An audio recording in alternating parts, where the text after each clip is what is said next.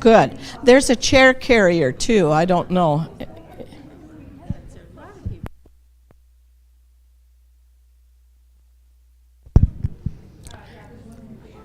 Pat was right. We have had the service all in good order, so we're just almost right on time. Get a few more chairs in here.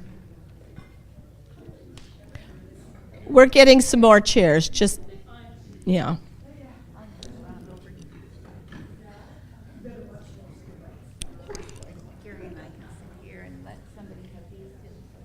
Okay.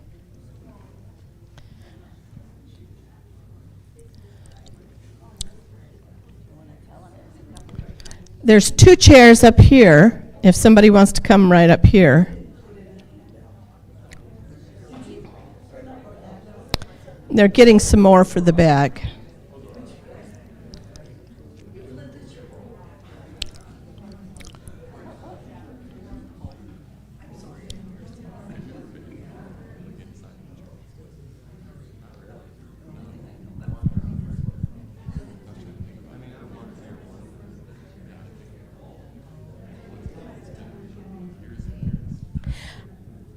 I think I'll go ahead and make a brief introduction as they're bringing in more chairs. Earlier in the church year, Dr. O'Hara from Augustana gave a 4-week series on how to take care of the earth and our place in it as Christians, how we should be good stewards. And I think Pat alluded to that in the prayer and in her closing remarks. And it's all very appropriate for what our church is doing now, because we've started the Green Team. You haven't heard from them yet, but you will probably this summer. We've been meeting for a year, and we have a lot of things planned that I think are exciting, and we're hoping everybody will come along beside us. Things that we can do right here in this little plot of land that is First Presbyterian Church. And one thing Dr. O'Hara said is we cannot put the burden of making our world healthy on the agriculture community, that the people that live in cities and in smaller plots, we can make a huge impact. However, I do know, because I like to visit with Dan about these kind of things, they are doing some remarkable things, slow changes that are happening that they're going to explain today, whether they're profitable, what they've noticed, because I think they've been at this for a couple years, so they'll explain it. And anytime you have questions, because I know I've got some people wrote to me and said, I hope this is streamed, I want to watch it. So if you'll just think before you raise your hand and then blurt out your question, if you'll wait for me to bring the microphone, so that the people that are at home, some are at funerals or whatever, and they want to hear the questions, I'll get to you as quickly as I can. Dan said he would make the introduction of his brother John. You can tell they're brothers. So, take it away, Dan. Yeah.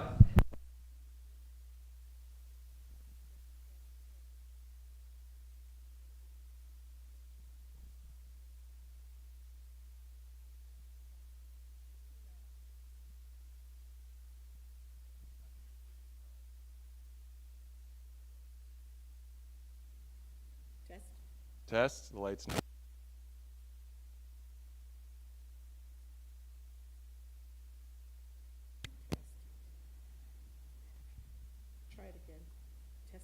Test. Should I use the handheld? It should work. Technical issues. Always. Should we use that? Oh, there we go. All right. We have a cord that sometimes you have to. So yeah, this is my brother Jonathan. He is my younger brother by 5 years, and then I have 2 older sisters too. But I work with him and my father on our farm, which is 4 miles east of Freeman in Turner County, kind of between Marion and Freeman. And he is here today with his wife, Liz, and their 2 kids, Josephine and Isaac. His wife, Liz, is a veterinarian at Sioux Nation Clinic in Freeman. My whole family's not here, but my daughter Adeline is here today as well. And we, on our farm, probably 5 years ago, we fully went into no-till farming practices. And when I was talking to John about how we were going to present this, I really wanted to kind of hone in on exactly what we were talking about, so people weren't confused and kind of didn't know what was going on. But simply stated, what we do on our farm, and we do raise corn and soybeans and wheat, conventional farming practices. We're not organic, we're not any of those other things, which are fine, and there's a market for those, but that's not what we do. We are raising conventional crops, but we do not till the land. So as you're driving in the country this time of year, you've probably started to see farmers turning everything over and making it black, right? It's a normal sight. In the last 5 years, we've ended that process and now are completely no-till, which requires a few different types of machines and practices. But that's what we've decided to do, and this was motivated by a desire to take care of the soil. And we'll get into the details as to why no-till practices are more beneficial for soil and its as it progresses, and taking care of it and leaving it really in a good spot for the next operation or farmer to come and utilize the soil. We'll talk about how we no-till, why we no-till, and then also about using cover crops, which is something that we've started doing in the last number of years. And some of these things, we think about why we do them, and we won't get into talks about climate, but the last few years have been pretty extreme. We were really, really wet in 18 and 19, like it was scary. We got some big rains, 4 or 5 inches. Sioux Falls here even had some of those. And then this last year, we were exceptionally dry. So some of these things to take care of soil, we feel like it's pretty crucial. But I'll let John get into talking about why. Does he have a microphone? It's right there. Okay. About why we no-till. Okay. Hear me? Yep. The most important thing we can talk about is soil, because soil feeds everyone. We wouldn't have anything to eat. We wouldn't have any animals. It's the basis of life for everything. So it's very crucial that we take care of it and maintain it. And that's one of the main focuses today. The other thing, just talk about carbon. You hear a lot about it everywhere. Capturing carbon, storing carbon, and why is that important? Carbon is one of the most common elements in the universe and is found in everything. And soil holds the most active amount of carbon on Earth, and it is valuable to the soil. Reading this here, soil carbon provides a source of nutrients through mineralization, helps to aggregate soil particles, to provide resilience to physical degradation, increase microbial activity, increase water storage and availability to plants, and protect soil from erosion. So,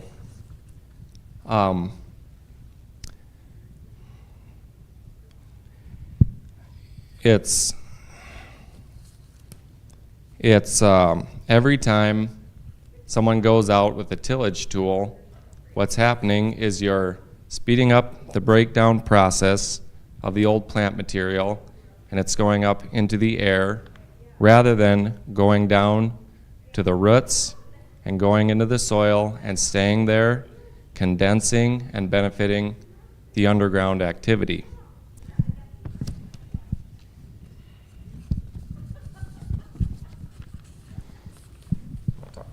Yeah, I got mine. So, taking care of the soil, not turning it over, releasing carbon into the air. And it's interesting to think, even when you drive by a field and you see a farmer with a big tillage implement, you can smell that. You ever drive down the road and you can, that black dirt, and that's carbon. That's organic material going up into the air. And I always think about that when you see that, and that smell in the spring of black dirt. And one of the other things that is important about no-till, that just some other bullet points here. When soil is turned over and made black, it doesn't deal with excessive amounts of rainfall as well. Okay, you think about even like pasture land. If we get a 2 or 3 inch rain, how that can handle the water more easily. And you think about black dirt that's tilled, and you get excessive runoff. The water just goes whoosh, and it takes with it a lot of topsoil too. That's something that we saw in 2018 and 2019. And then there's some diagrams, we couldn't find them though, but no-tilled soil, after it's been not disturbed, and it will absorb rainfall at a higher rate. The land will take in the water, and it won't run off and go into the creeks and streams, which is always good to see, because you've driven by fields as well after a big rain. You can see that black dirt just getting washed away into the ditch, and that's something we don't want to see. Maybe I'll let John talk a little bit about preventing wind erosion too. Yep. So leaving plant material on top of the soil surface, that's one of the most important things. Right now, the soil is really cold just because of the weather. It's frustrating for all farmers, whether you're tillage or no-till. So it's frustrating for us because you got to have a warm place to drop your seed, otherwise it just won't germinate. So we have to wait a little longer during weather like this, where compared to someone who goes out and tills it and makes it black, the sun will soak into the bare black much quicker and warm it up faster, where ours is going to be really cold underneath. But where the benefit comes in is in South Dakota, we always have a drought sometime in summer, and it gets hot. So when we do get our plants growing, and you have all of that, we call it trash or plant material on the soil surface, when the sun is beating down and you're standing out there sweating, if you go out there and you push that aside with your hands, it's actually kind of cool, which is perfect, because then the sunlight is reflecting off of that plant material, and it's not just baking and making things hot and drying it out. It's just protecting it. Compared to something that's straight black, it's just getting hot, absorbing all that heat. You want your plants to absorb the sunlight. You don't need the extra, baking on the soil surface. And and also the amount of by not tilling, if you are trying to conserve water when you till land, a lot of your subsoil moisture that's at the surface just goes whoosh up into the air, which is something to think about. Not always when we've been exceptionally wet, right? These things vary. But last year, a lot of our no-till stuff, it hung in there a lot longer than some fields that were tilled once in the fall, tilled once in the spring before planting. And just not making a field black, also we have to think about when we saw this, which was a dark day where we live too. And our no-till practices, we were very proud of them that day, because there's a neighbor right beside me. And let me also premise it this way. I'm not being exclusive with the way we do our operation. Farmers have many, many different ways of doing things, and that is their prerogative, and it's their land, and if it works for them, that is wonderful. But we respect different ways people do things, and sometimes it is to your benefit, to make things black. They can get in before John and I do. But there was a field close by my yard, right by the Salem Zion Mennonite Church is kind of where my farm is. And all of last spring, I mean, there was not drifting snow in the ditch. There was drifts of topsoil. And to see that, right, because last fall, he turned his entire field black in the fall, which sometimes you do if you have time to do fall tillage. But that just blew and blew. We had a terribly dry spring. This had been spring of 22. This spring was obviously not that same story.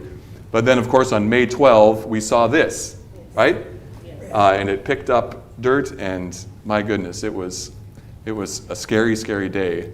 But all of our fields that had been no-tilled, not turned black, and then cover crops too, everything stayed put, right? That topsoil that we talk about, which they're not making any more of that stuff, with your organic matter, you don't want that going anywhere. It's pretty special stuff that we have in this part of the world where we can grow things. So the one thing about soil is, like he said, you only have one shot with it. Some places on Earth have this much topsoil. Other places have 18 or 20 feet. Obviously, for those people with 18 or 20 feet, for generations, they're going to have abundance of nutrients and good growing. But what was deposited there by a glacier or whatever, that's a one-time deal. So it depends on how you treat that, whether you want to maintain it, lose it, or take care of it and sustain it. So that's a big deal. Yeah. Because, human life depends on this. So. Are there any questions so far just about why we no-till, Judy? What I don't understand about no-till is it also a savings not to dig up, but then does it cost more for you to have special seed, or, is it It's a great question. is this a commitment to the earth as well as to feeding people? Go ahead. Yeah, absolutely. So what farmers use the term, we're not making as many passes. So we're not making a tillage pass in the fall. Some farmers make a tillage pass after harvest, and then in the fall, and then in spring they hit it again. And of course, it needs to be mentioned that by tilling the ground, it's just like in your garden. You have control, right? When you till your ground in your garden and make it fluffy and perfect, right? You have a good seed bed, and it's optimal, and that's what is ideal. So by no-tilling, we're losing a little bit of that control. And we're not making as many passes. Once again, in our operation, we do use chemicals, right? We do spray. So instead of tilling, we use probably as many spraying passes as a regular operation does, but we'll in the spring spray things down, and then we'll no-till into that. So there is a savings with less passes, but some different expenses too. Ross? After years of no-till, will soil compaction become a problem after running the heavy equipment over all those years? So, yeah, when you do what we do, you really do have to be careful, and you have to have a plan. You don't just want to drive willy-nilly everywhere with a combine or a grain cart, because that, again, it takes more planning. Over time, 20 years, your soil will hold, it'll hold the weight of your equipment better, and obviously we're a long ways away from that. But yes, there can be major compaction issues too. Just said it. Jerry. How about yield, comparing till and no-till, everything else being equal? So, soil being like your body, it has to get used to change.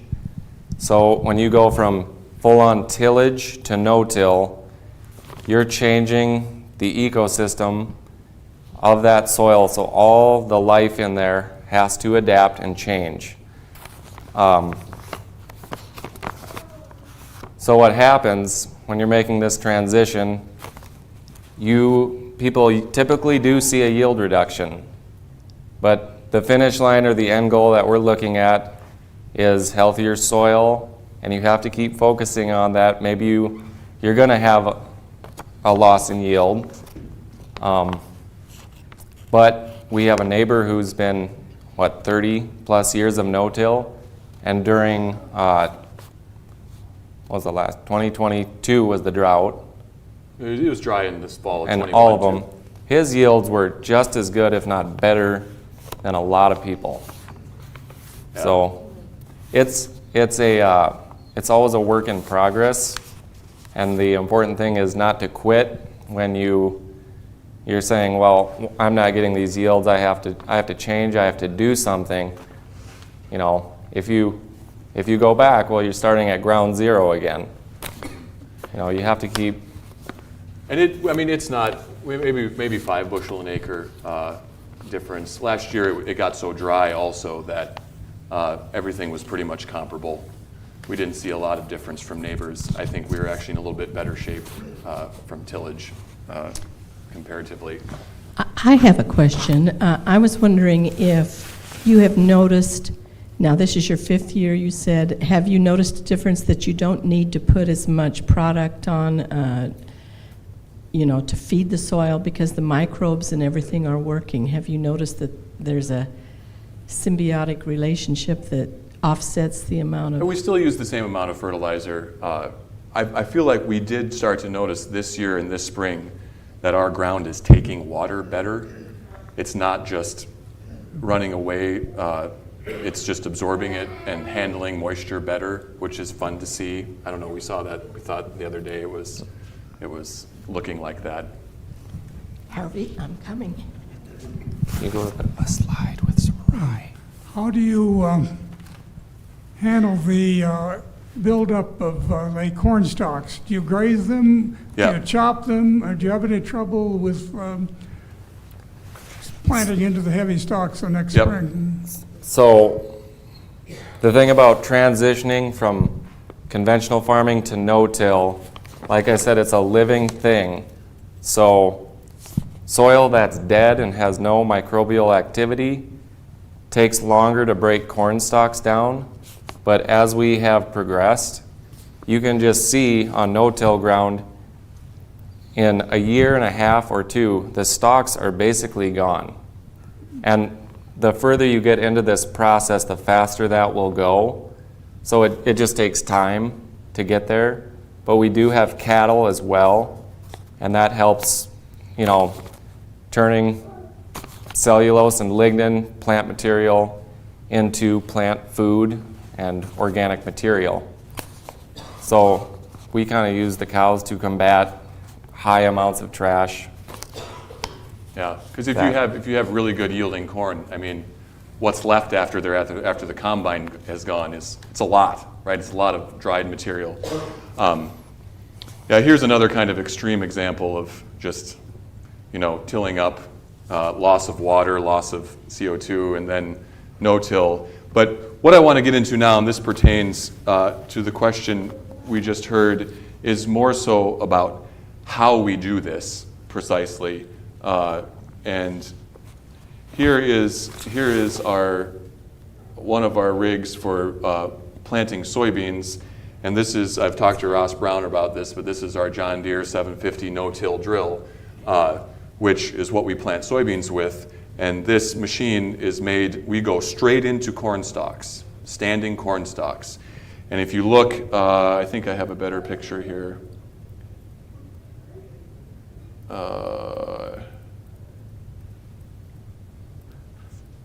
There we go. So that's kind of up close of the drill. And the rows for this are set on 7.5-inch spacing. A lot of farmers are 30-inch rows, normal rows. A drill is more closer spacing. Drills you can plant soybeans with them, but you also would plant small grains. You'd plant your winter wheat, you'd plant your oats and that kind of thing. So this is what we use, and we've put some new things on this to make it so that it really handles going into those corn stalks. If you've ever walked in a field of combine corn, it's kind of an abrasive, right? They're heavy duty, but this thing, you can't see, well, behind this gauge wheel here, there's a cutting blade, you know, that really cuts in to whatever material and drops the seed in there. And we pull this and just drive, you know, right over the material that was there from last year, and then you get some moisture on there, and there's more moisture down there because it hasn't been tilled, and you see those soybeans coming up in uniform. It's really great to see that. Yeah, so the difficult thing to think about is planting into corn stalks, right? But this no-till drill is really what we use for that. And then another, so here, this is less of an issue, but here's me planting corn into soybean stubble from the previous year. And that is more of just, I set my row cleaners to move a little bit of that soybean trash, and then I lay the corn right in there. And we also have starter fertilizer on the machine to put that right in the row. So it just looks a little bit different. You don't see a farmer driving over a tilled field, right? We're planting into last year's ground without having turned it over. What else?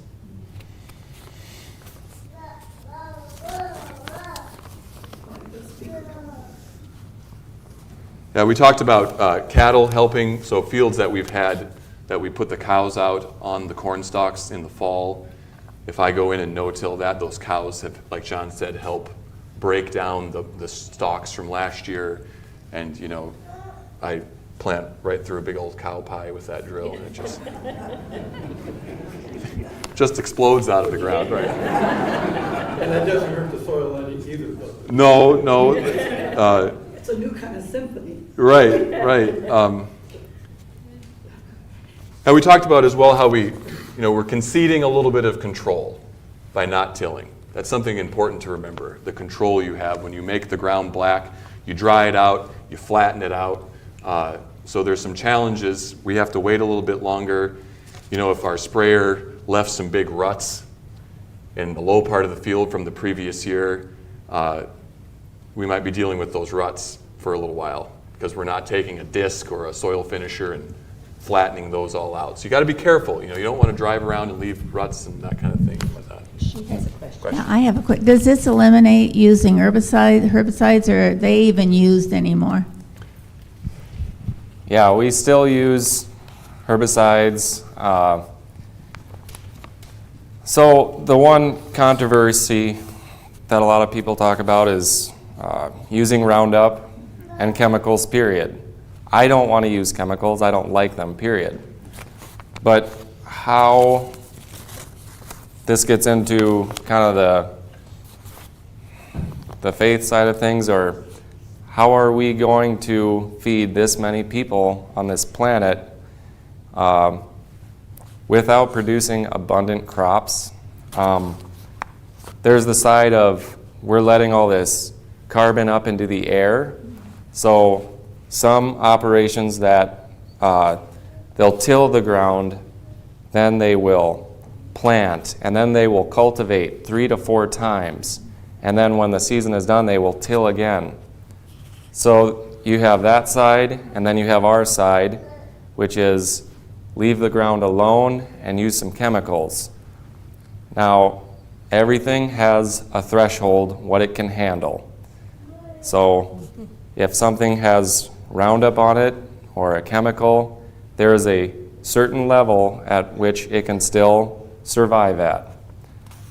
And we'd like to think that we're not dumping excessive amounts on the ground.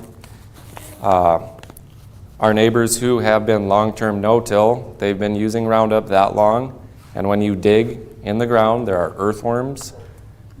And if there are macroorganisms like earthworms, surely there are the small little things too that follow that. That's the give and take, but this is the side I've chosen and want to stay on. So Yeah. And it's interesting to think, you know, to talk about organic farming, and I've always had a lot of respect for that. That market, that niche market is something that is there and You all have been in the grocery store. Sometimes I think there's certain organic products in the grocery store that are just a better quality. They really are. And there's just different ways of approaching this, the use of chemicals or kind of preserving your soil.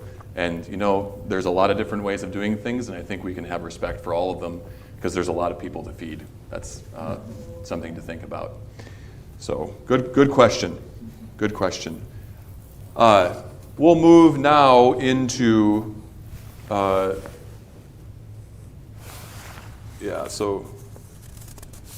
there's a youthful Jonathan holding some prized turnips. So one of the other things we've done is cover cropping. And I think there was a commercial on TV that ran for a while. I forget where that guy was from, maybe up by Wessington Springs or something, who was talking about planting turnips and radishes. People were like, what is this? What is this all about, right? So defining that, we came up with this, planting another organism, another seed on a field that has been harvested of its cash crop. So the corn is off, the wheat is off, and you are planting this next crop simply to benefit the land, hold in the moisture in the topsoil, and add organic matter to the soil. So we've been doing quite a bit of that, and maybe I'll let John, here's a couple of his beautiful Herefords laying in some winter rye. He's a Hereford guy. Some. Yeah. So I don't know, where should we start here, John?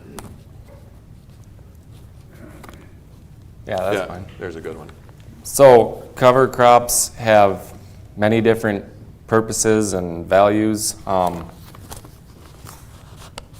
Winter rye is a very common cover crop because it's super hardy. You can plant it in October, even November, December, depending if you have an open winter, and it'll grow and it'll get about that big. And then the next spring, if you give it time and moisture, it can actually get 4 to 6 foot tall, and we hope to not deal with that much of it because that's just too much to handle. But different purposes of cover crops.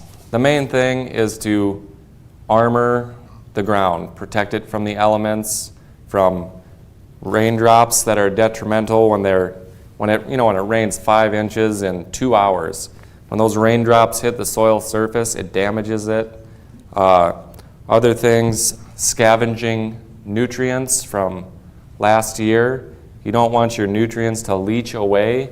You want them to stay in the A horizon. So what the cover crops do is they'll grow, grab the nutrients, hold them in place up top, and leave them there for next year.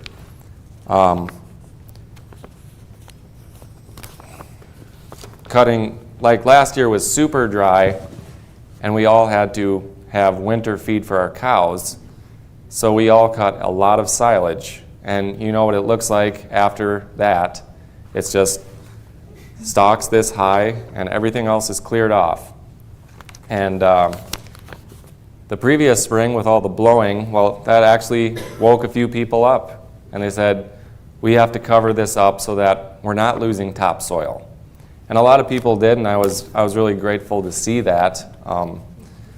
Because change is slow, and it's hard to tell someone, you have to do something different when they've been successful for so many years. That's always the way it is. I also use cover crops for just feeding my cattle. After we grow winter wheat, and then we harvest in August, and we leave the stubble about this tall, and then we'll drill into that. And if you get rain, you can have stuff this tall, and then I let my cows out there, and they benefit from it. Then the land benefits from it, from all the cycling of material, manure, and nutrients. So it's really a good thing. Yeah. So, like we said, last year we planted a lot of, or we chopped a lot of silage, and we took that drill, our no-till drill, and planted a lot of this winter rye, and you've probably heard of that grain, rye. And it's just like wheat, where you'd sow it in the fall, and then it vernalizes, right, goes to sleep, and then winter wheat wakes up in the spring. And you don't see a lot of wheat in this area. We always grow, at least, 60 acres, 50 acres of wheat, so we can have that in our rotation. It lets the land rest a little bit, but wheat gives you that opportunity to plant a cover crop sooner than if you were combining corn and soybeans, because then you're looking at November, later in the fall to get something going. But there was a lot of silage cut, and so we planted that, and like John said, there was silage cut a lot everywhere. So now if you drive in Turner County, you'll see a lot of these fields that are just a mat of green. And it looks like winter wheat, but it's rye. And one of the other things I want to talk about is what do we do if you plant this cover crop and this winter rye comes up the next year on corn stalks from the previous year, so you have this mat of green. And this picture right here is really something that we're quite proud of.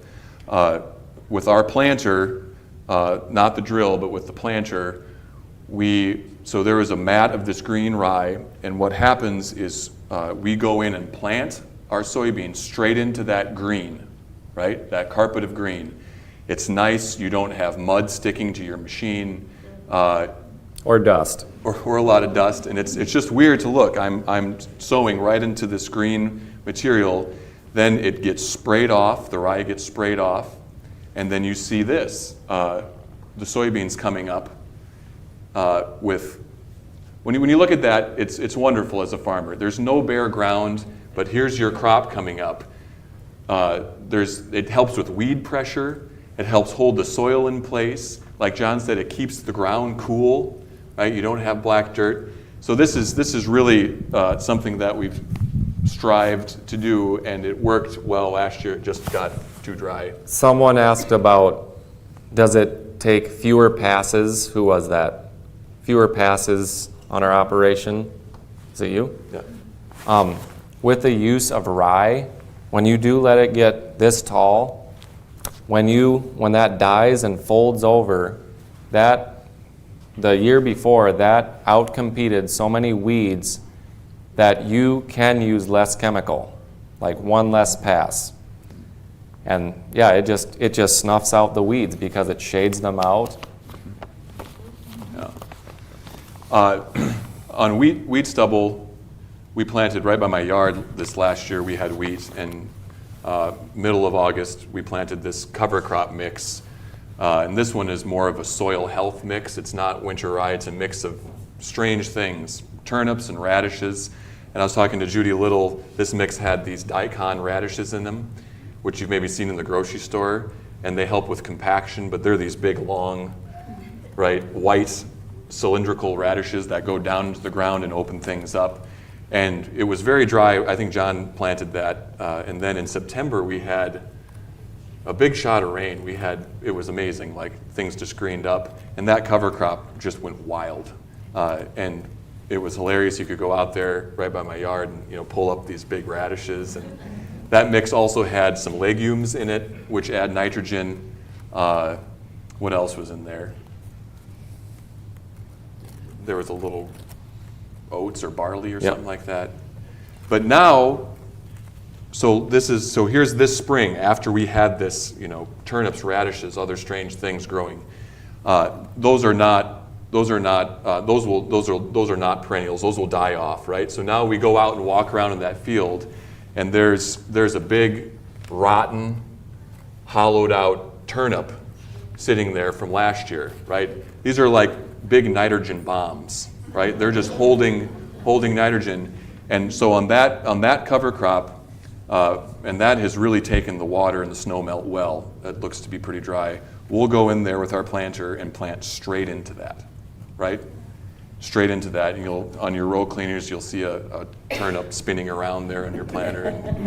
And a couple years ago, we had really great success with that on some ground by Marion, with having wheat the previous year and then no-tilling corn into that cover crop, and it really went well. It did have some more rain too, but. And if you know what a legume is, it's a plant that has a bacteria that grows on its roots, and it makes these little nodules, And what that does is it pulls nitrogen out of the air because of the relationship it has on the roots, and they both benefit from it. So those plants will produce nitrogen, and it'll be on its roots. And then for next year, that nitrogen is available to the next crop. And what happens when you grow, radishes and turnips next to these, they will be absorbing that as it's being made. So it's really a good thing. You're capturing something free from the atmosphere, nitrogen, which is, there's lots of it. And instead of buying nitrogen fertilizer that is made, by an oil facility and being trucked and shipped all the way to your door, and then you go out and spread it, you're saving yourself money, you're saving the environment money. It's just a good thing. Period.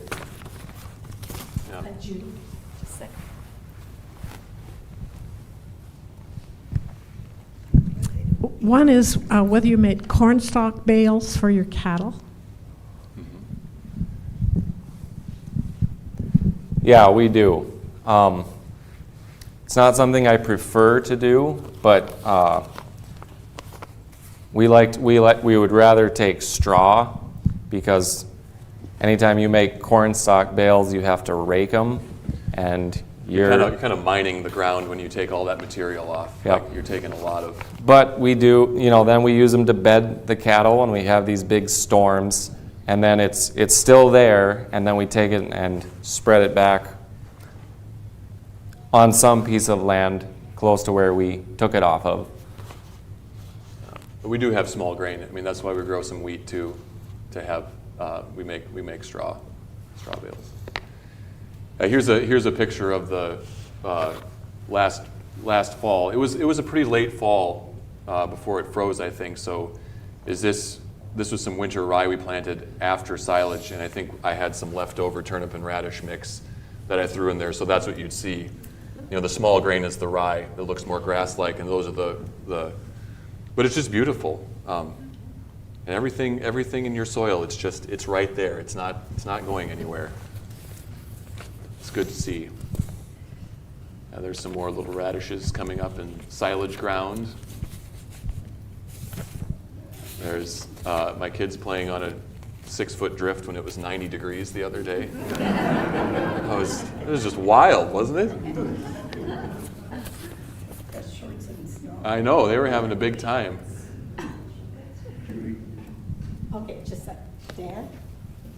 Oh. Did you have a question? I do, but go ahead. Well, I'll get you first. You said it takes longer for the soil to warm to plant into with the no-till.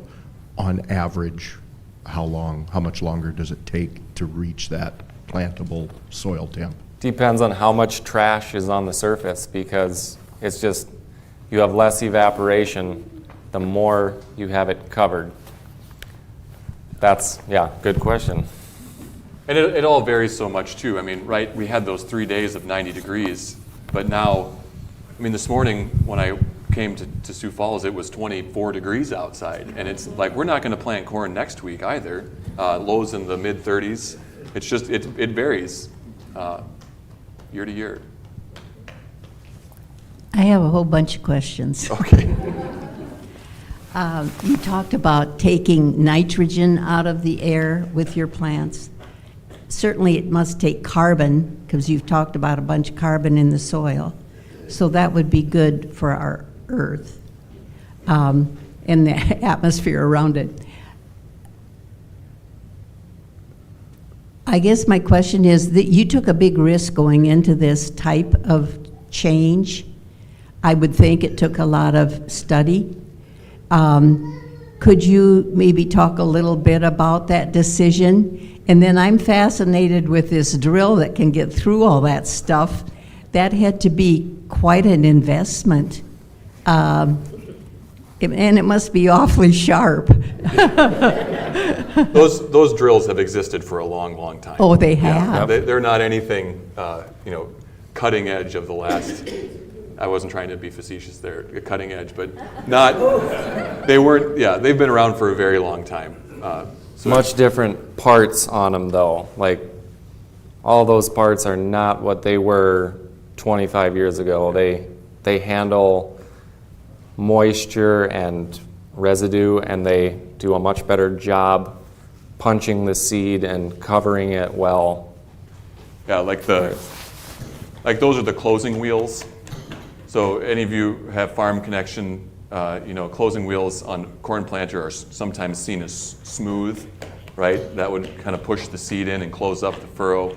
If you're this helps kind of break things up, and that's an example of something we put on there, like a gauge wheel. For those of you that grew up on a farm, if you are planting and you find some mud and you plug your planter up, which can make for a long day, you got to start taking these off, right? If they're full of mud, with having the spokes in there, you can probably go through a little bit more wetter conditions. So yeah, we added some things, but a lot of this technology is around, and people are doing this. So I hear you saying that it wasn't a big change in investment, especially. It was just be willing to wait a few years to see results. Yeah, I mean, all those parts on that drill, I mean, if you add them all up, it was probably $30,000, but yeah, that's just part of it. If you want to do something, you have to go for it. When you're no-tilling, though, you don't have to own some giant tractor with a 60-foot tillage equipment behind it. You have to think about that too.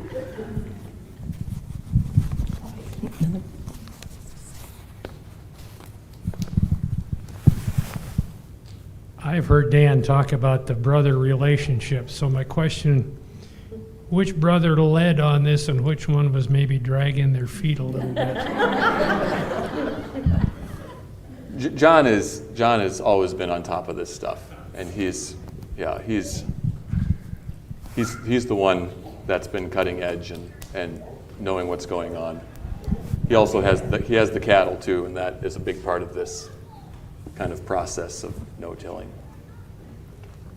I have a question about, since most of the bigger streams and rivers and lakes in South Dakota are public owned, have you seen any activity from the public regarding massive amounts of soil draining into lakes and streams? Has there been any activity or legal action to encourage farmers to reduce that? Well, we don't live by like a major watershed exactly. We still do the cover cropping and this practice to protect our soil and whatever, but what he's talking about is nutrient runoff and soil going into lakes and streams, and that's another thing that is a huge concern. Yeah, there's always, I don't know if there's been many major headlines around, but yeah, I mean, what we're doing is preventing that to some extent, and you think about the amount of nitrates that get into streams, and it's not good for anything. And when you have less, you get that big rain, and you have less of that water just going, whoosh into the ditch, through the culvert, and down the stream. I think you're making good progress there by doing that. And I don't think you can legally sue anyone for soil moving. It'd be more so like you had a huge chemical runoff into my pond and you damaged it. Soil is just out there. But like one of the things with nutrients running off, you all hear about the Gulf of Mexico and the dead zone. A lot of change has been made by farmers in the last 20 years. Things have really improved. And just an example here, you have a hill, a very sharp angle. If that's bare black and it rains, number one, the rain is going to run away fast enough that it doesn't get absorbed. But if this hill is covered with grass or stubble that are like hairs on your head, stars of the sky. That water has to go through around a million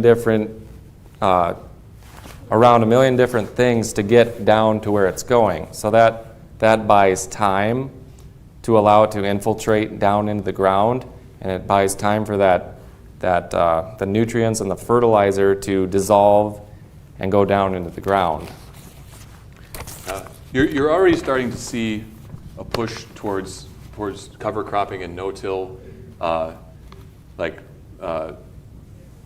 This past year, I think we did get, what are they called, carbon credits? Yeah, that's I mean, you like this year, because of planting cover crops, winter rye onto silage ground, some turnips and radishes on wheat stubble, that was reflected when we paid our crop insurance premiums. That's already something that is starting to occur. The federal government is giving you a discount for doing these practices, which is good to see, and I think there'll be more of that coming down the road. Is anyone involved in carbon credits through their business? Anyone? But people or businesses, if they have a factory or produce something and they're going to release carbon into the air, so what they do is they buy this carbon credit, and it gets utilized through a farmer. They pay, I don't know if they pay the government or who they're paying, but then they're taking what we're preserving and putting down in the ground to allocate or replace what they've put back up. I don't know if that interested anyone, but. Any other questions? I had one question. Have you noticed with your practice that there's been an increase? I mean, I've been doing a lot of studying on migratory birds that are decreasing, butterflies, the good bugs. Have you noticed that you have more of that you see visually?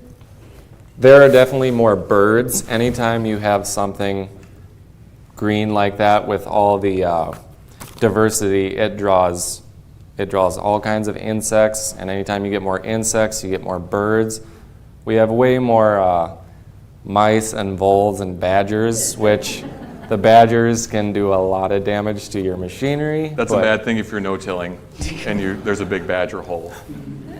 You could just cover that up with your disc if you were going over, flatten it out, but watch out for those badger holes. Well, our time is about up. We have time for one more question. I guess it's Gary. I believe the Green Team ordered a book called Dirt to Soil. It's about regenerative farming, all the things that you've talked about, probably plus a little more. He's excellent. He's gone all over the world. He's out of North Dakota. He's held seminars in Australia, New Zealand, all over the continent. And it's an excellent book if you're interested in sustainability and regenerative farming. I think we have it in our library. Yep. Well, let's give the two Graber brothers a good round of applause.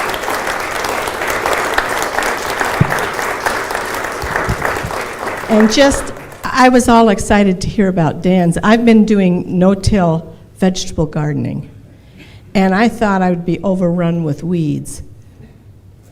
Hardly any. I can go through in an hour and pull all the weeds because there's enough stuff. So if you've got a little patch to put some tomato plants or whatever, try it. It's awesome. If you're a gardener, it's just always fun to experiment, right? Oh, yeah. Experiment with something different. Now John's going to sing a solo for us. No.